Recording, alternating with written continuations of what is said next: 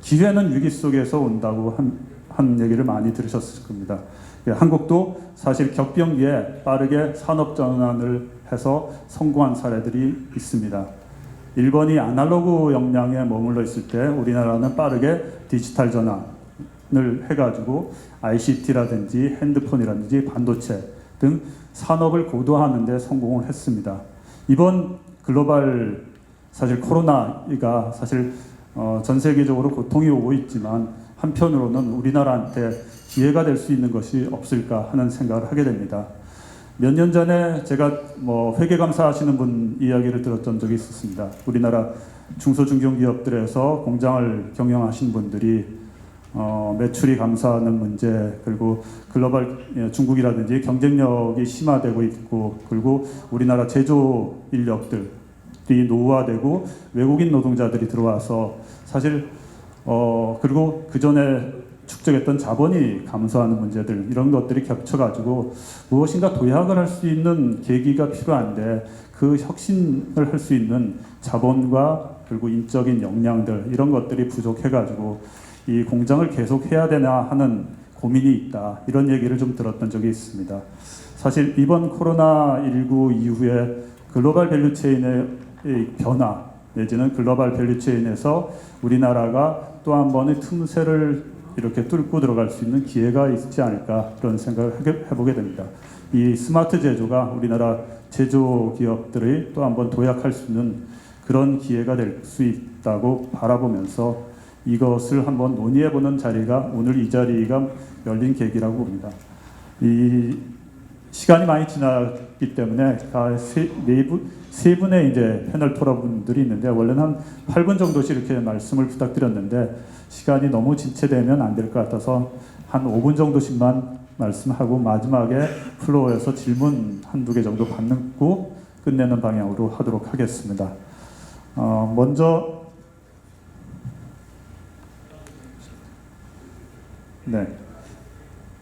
먼저 산업통상자원부 산업기술융합정책관 김정혜 정책관님께서 한 5분 정도 먼저 토론을 해주시기 바랍니다. 네, 감사합니다. 말씀 앞에서 많이 있었기 때문에 간단하게 몇 가지만 드리겠습니다. 2008년 금융위기 때 그 금융위기를 어떻게 극복했는지를 분석한 OECD 보고서를 보면 그런 경제 위기가 있었을 때 오히려 혁신 산업, 혁신 기업들한테는 오히려 성장의 기회가 되었다는 분석이 있습니다. 지금 저희도 지금 코비드라는 지금 위기를 겪고 있지만 전 세계적으로는 오히려 혁신 역량을 갖고 있는지 없느냐지가 오히려 이 이후의 성장을 더 결정할 것이라고 생각됩니다. 전 세계의 많은 산업들이 지금 이 코비드 때문에 경제적으로 어렵고 매출 감소가 있습니다만 얼마 전에 나온 자료에 보면 미국의 구글이라든지 이런 기업들은 매출 감소세가 적거나 심지어 1, 4분기에는 증가한 경우도 있습니다. 결국 저희가 지금 디지털 경제를 이끄는 혁신 역량을 갖고 있는 기업들이라면 최근에 이런 오히려 비대면 상황 또는 코비드 상황이 오히려 성장의 기회가 될 수 있다는 생각이 듭니다.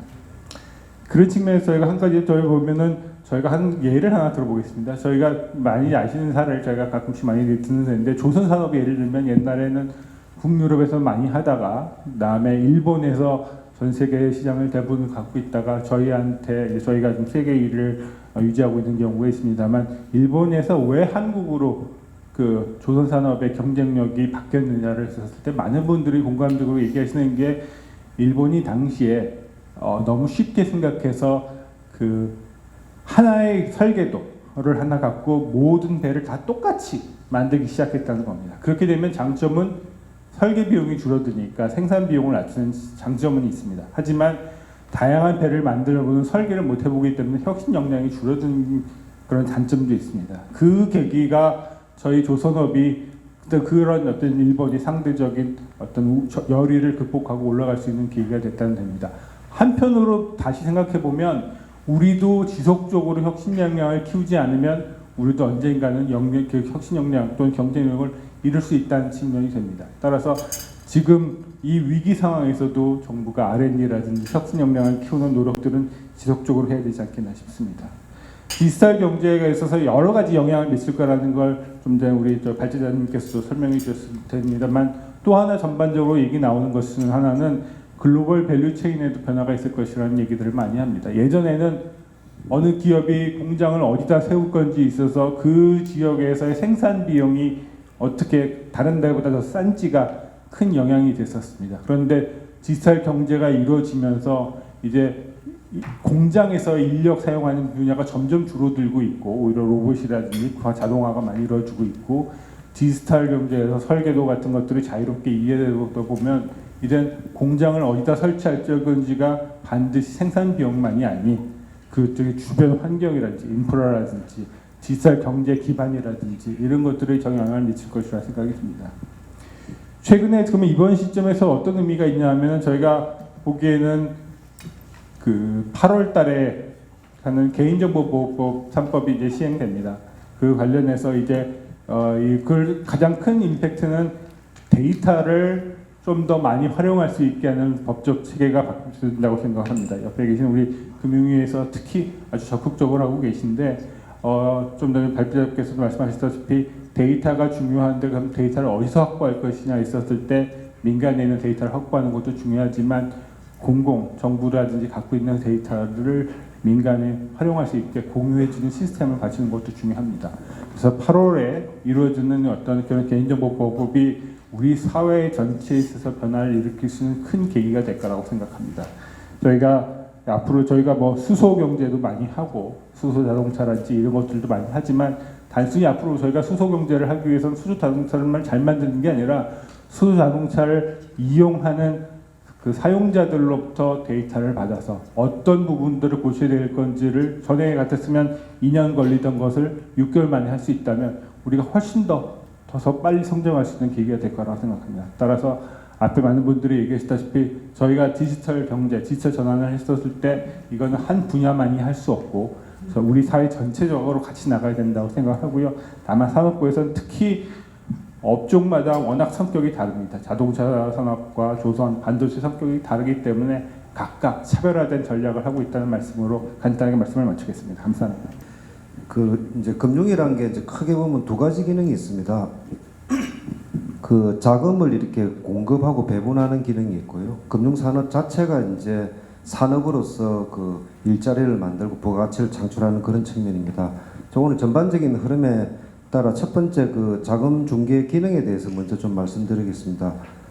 지금 현재 이런 위기 상황은 혁신을 불러일으킬 거고요. 혁신은 다시 성장을 이제 갈 텐데 그때 이제 중요한 것은 결국은 이제 돈의 흐름입니다. 그래서 어쨌든 당면한 그 코로나 위기로 인한 그 기업이나 금융의 안정을 이제 극복하는 거가 이제 정부의 최우선 과제입니다. 그거와 동시에 이제 다가올 시대를 준비하는 것도 이제 금융의 역할입니다. 아까 말씀드린 대로 어려운 기업들한테 이제 자금을 공급하고 시장을 안정시키는 그 외에 미래의 그 새로운 산업이 이제 데이터, 디지털 플랫폼 이런 산업부나 중기부가 열심히 하고 있는 이런 분야에 재정 자금도 흘러가야 되지만 민간의 자금이 흘러가는 그런 역할을 해야 됩니다. 그런 측면에서 이제 되게 중요한 거는 그러니까 새롭게 성장해 나갈 분야에 제대로 자금이 공급돼서 부가가치를 창출하는데 거기에 금융의 이제 역할이 굉장히 중요합니다. 그런 측면에서 짧게 정책 과제만 좀 말씀드리겠습니다. 잘 성장할 수 있는데 잘 가고 그거로서 좋은 성과를 내는 그런 선별 기능이 굉장히 중요하다고 봅니다. 그런 측면에서 보면 저희 금융은 부동산 담보라든지 이제 국가 보정 중심으로 이렇게 흘러갔는데 이런 분야를 디지털 또는 데이터를 기반으로 하는 새로운 어떤 자금 공급 체계를 좀 만들 필요가 있습니다. 예를 들면 기업들의 어떤 그 동산을 활용한다든지 특히 요즘 공급망 금융이라는 말씀을 많이 하는데 스플라이 체인 파이낸싱이라 해서 플랫폼에서 매출이 일어나는 그 데이터를 기초로 자금 공급을 했으면은 저희 그 소상공인들의 어려움이 좀 덜했지 않을까 그런 생각을 해 봅니다.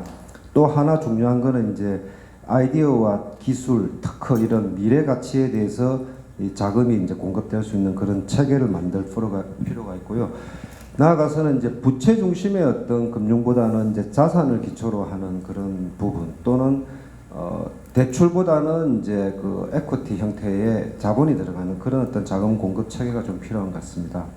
이런 부분이 이제 그 금융의 자금 공급 기능이면 금융 산업 자체도 지금 금융과 비금융의 어떤 융합 현상이 이제 급격히 일어나고 있는 그런 측면에서 이제 금융업이 비금융과 융합되면서 큰 역할을 하면은 그 자체가 산업 전체의 어떤 핵심 역할을 할 수 있을 것입니다. 잘 보시면은 요즘 그 빅테크라 해서 ICT 기업들이 이제 결국은 결제나 데이터를 기반으로 플랫폼을 만들고 있습니다. 그런 측면에서 저희 금융위원회는 꼭 금융이 아니더라도 금융을 좀 넘어서는 측면에서 이거 디지털 금융의 어떤 혁신 전략을 추진하고 있습니다. 그런 측면에서 몇 가지 과제를 말씀드리면 아마 새로운 국회가 이제 만들어지면은 법안 처리가 좀 빨리빨리 돼서 하는 그런 마음도 있습니다. 그래서 저희가 전자금융법이 이제 2007년도에 스마트폰이 만들어지기 전에 만들어졌는데 그 법을 전면적으로 좀 하고 싶습니다.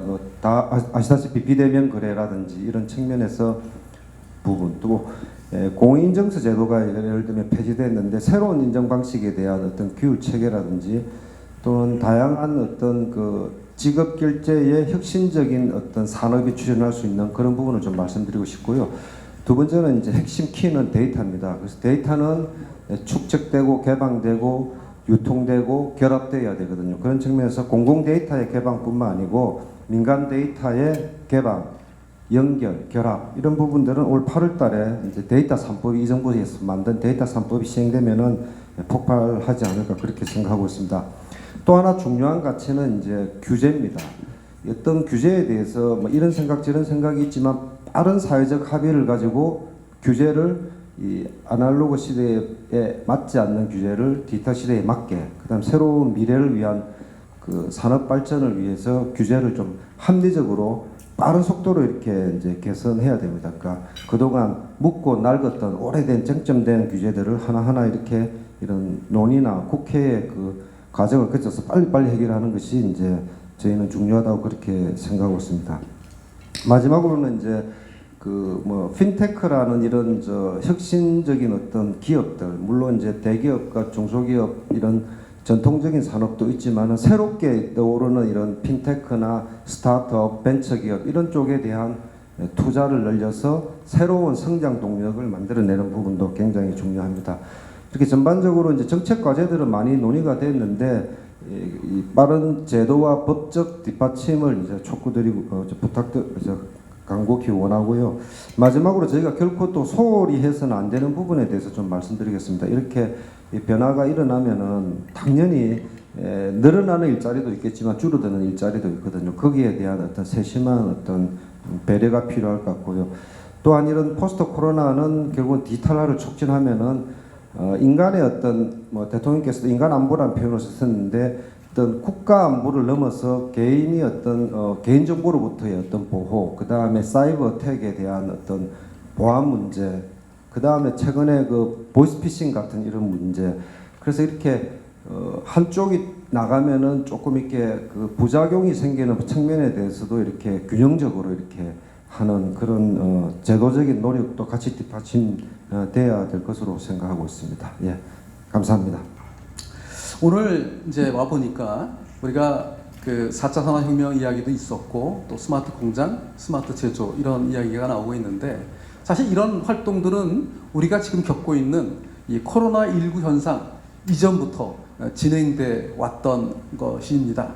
근데 아주 놀랍게도 코로나19 이후에 오늘 이 자리에 오신 모든 분들이 이제 공감을 하셨습니다만 이러한 활동들이, 이런 혁신들이 촉진될 것이다 라고 하는 그런 말씀을 하신 것이 상당히 의미가 있다고 봅니다. 이제 그런 차원에서 4차 산업혁명이 촉진될 걸로 보고 있고 또 우리 아까 조주현 단장님께서 설명해 주신 것처럼 이 4차 산업혁명에서 중요한 역할을 하고 있는 이 스마트 공장 활동, 제조 활동들이 이제 더 중요하게 부각될 것이다 라는 것이 하나의 이제 큰 명제로 다가올 것 같습니다. 놀랍게도 사실 전문가이신 주현 단장님이 여기 계시지만 대한민국은 스마트 공장이라는 활동에서 양적으로는 압도적인 활동을 해온 것이 사실입니다. 예를 들어 말씀드리면 독일은 대략 300여 개의 스마트 공장 사례를 가지고 있습니다. 프랑스가 200여 개, 일본이 200여 개를 갖고 있습니다. 우리나라는 작년 말 현재 12,000개가 넘는 그런 사례를 가지고 있고요. 물론 좀 중복되는 사례들이 있을 거예요. 한 회사에서 여러 번 활동한 사례가 있기 때문에 그렇게 보더라도 7, 8천 개의 기업들이 스마트 공장 활동을 하고 있다는 것이고요. 그 숫자는 우리나라 전체 제조업, 예컨대 10인 이상을 고용하는 제조업을 기준으로 한다면 적어도 10% 이상의 기업들이 스마트 공장을 하고 있다는 걸로 정리됩니다. 자, 그래서 상당히 우리가 이제 기쁘죠. 이런 활동도 하고. 그런데 지금 우리는 이제 스마트 공장 3만 개 시대를 바라보고 있습니다. 아마 궁극적으로는 7만 개를 성취하는 그런 시대도 이제 도전할 건데요. 이런 시점에 있어서 우리는 양적인 성장과 동시에 여태까지 잘해왔는데 어떻게 하면은 이제 질적인 성장을 끌어올릴 건가, 이런 고민들을 하고 있습니다. 조 단장님께서 보여주셨던 그 태림 산업의 사례와 같은 그런 기업들이 많이 나오면 나올수록 좋겠는데 사실 우리가 가지고 있는 모든 사례가 그런 사례는 아닙니다. 어떻게 하면 그런 사례가 나올 수 있을까? 사실 저는 4가지 다른 사례를 오늘 준비해 왔는데 일일이 설명드릴 수는 없고 저는 한 150여 개의 사례를 제가 직접 방문해서 살펴보고 분석하고 뭐 이런 일들을 해오고 있습니다만 결론을 간단히 말씀드리면 이렇게 성공적인 사례와 성과를 보이는 회사의 공통적인 특징이 있습니다. 무엇일까요? 그것은 이러한 일들을 하시는 기업들이 주체적으로 스스로 어떤 일들을 추진해 가고 있다는 것입니다. 물론 정부가 앞장서서 도와주고 이끌고 이런 부분도 있는데 실제로는 이런 것들을 참여하는 기업들이 보다 주도적으로 이렇게 할 때 성과를 내고 있다. 궁극적으로는 시장의 점유율이 늘어나고 있고 또 공장의 가동률이 올라가고 있고 또 매출이 늘고 있고 순이익이 늘고 있는 그런 현상들을 보여주고 있습니다. 저는 이런 것들을 스마트 공장이 만들어내는 선순환 구조라고 얘기하고 있는데 이런 선순환 구조에 이를 때까지 이렇게 꾸준히 추진하는 회사들이 있다는 것이 우리에게는 굉장히 고무적인 일입니다. 자, 그럼 이러한 성공적인 기업 사례를 더욱 많이 만들어내기 위해서 정책적인 관점에서는 어떻게 하면 좋을까요? 그러니까 이제 제가 오늘 던지는 화두가 될 건데요. 핵심은 이렇습니다. 이제 10% 이상의 기업들이 스마트 공장에 참여하고 있고 이 기업들의 수준을 우리가 대체로 70%, 80%가 이 10%의 70%, 80%가 기초 수준이라고 얘기합니다. 그런데 우리가 이 기초 수준이라고 우리가 판정하는 그 기준들이 이제 여러 가지가 있는데요. 혹시 괜찮으시면 그 나눠드린 그 책자의 85페이지에 보시면요. 정리를 해놨습니다만 이러한 수준을 정리하는 단계가 여러 가지가 있습니다. 2014년에 나온 참조 모델, 15년에 기능 모델, 16년에 표준 모델 업그레이드된 진화 모델, 또 등등 있고, 그 다음에 이런 측정이 뭐 기초냐, 중간이냐, 뭐 고도하냐 이런 것뿐만 아니라 정량적으로 측정하는 기술 또는 방법 등들이 나오고 있는데 이런 그 측정법들의 특징이 있습니다. 대체로 지원하는 기관 또 공급하는 관점에서 이러한 측정 기준들이 만들어졌습니다. 사실 이 측정 기준들도 통일되지도 않았고요. 그래서 실제로 사용하는 기업, 즉 스마트 공장을 추진하는 기업 입장에서는 이런 것들이 자신들에게 잘 맞지 않을 수 있습니다. 자, 정리해 보겠습니다. 제가 우리나라가 잘하고 있다, 양적으로 잘하고 있다. 근데 질적으로 끌어올리려면 어떻게 해야 될 것인가? 여태까지 잘한 부분에서 이제 조금 더 재정 비리를 해볼 시점에 와 있다. 즉 이러한 측정 기준을 사용자들이 기준에서 어떻게 더 PB에 와닿게 할 수 있을까? 이제 그러한 이제 재점검, 체계에 대한 재정비 이런 것들을 검토해 보면서 앞으로 더 열심히 나가야 될 시점에 와 있다고 생각합니다. 제 발언은 이걸로 마치겠습니다. 좀 시간이 많이 지체됐기 때문에 그래도 현장에서 뭐 한 분 정도 질문 하나 정도를 받는 것이 기다리신 분들에 대한 예의라고 좀 생각도 하고요. 그리고 또 이 소통이란 측면, 저희가 성공했던 것 소통과 투명성 이런 측면에서도 한 분 정도 질문을 해주시면 질문 답변하고 마무리할 수 있도록 하겠습니다. 네. 스마트 팩토리의 진행 방향이라든지 이런 부분들은 뭐 다들 공감하고 진행을 추진해야 되겠지만 스마트 팩토리에 이어지는 거는 고용이 줄어들게 될 가능성이 있고 그래서 이제 그 제조업을 더 키우긴 키우겠지만은 뭐 그에 따라서 이제 그와 관련된 노동력들은 이제 좀 필요 없어지는 그런 부분들이 있을 것 같은데 그것에 대해서는 좀 어떻게 생각하고 계시는지 궁금합니다. 저희도 그 부분은 굉장히 고민하면서 주시하면서 보고 있는 부분입니다. 근데 아마 미래 사회에는 공장에 사람이 하나도 없어질 거다. 그런 그 미래에 대한 굉장히 먼 고민이 아니라 현재 상황을 좀 말씀을 드리면 첫 번째 저 아디다스가 만들었던 거의 무인 공장에서 신발 만드는 모델이 사실은 문을 닫았습니다. 그건 여러 가지 면에서 현실성이 없었다는 얘기죠. 그 다음에 아디다스는 또 그 다음 버전을 만들겠다고 합니다. 더 정교하고 더 첨단화된 걸 만들겠다고 하는데 그거는 공장을 무인화한다는 데 의미가 있는 것이 아니라 로봇의 기술, 3D 프린팅의 기술 이거를 계속 발전시켜 나가겠다는 의미에서 도전입니다. 저희한테 현실적인 것은 좀 대기업 모델에 있어서는 그 옆에 보였던 독일의 자동차 공장 사례가 있었죠. 사람과 로봇이 협업을 합니다. 원래 로봇은 많이 이해하시는 대로 이렇게 컴 로봇이 있으면 거기다 펜스를 쳐놓고 그 별도로 사람이 작업을 하고 그 부분의 작업, 로봇이 하는 작업은 원래 사람이 하던 거를 다 대체하는 그런 형태였는데 지금은 로봇이 이렇게 좀 작아지면서 사람과 함께 협업하는 형태가 됩니다. 그 하노버에서 하는 그 스마트 공장에 대한 박람회를 가보면 최근에 보여지고 있는 로봇은 사람이 이렇게 동작으로 지시를 하면 로봇이 조이기도 하고 뭘 넘겨주기도 하는 것을 이해하는 수준으로 갑니다. 그래서 사람이 하던 지극히 단순한 업무들을 대체하면서 사람과 같이 하는 형태로 바뀌고 있고요.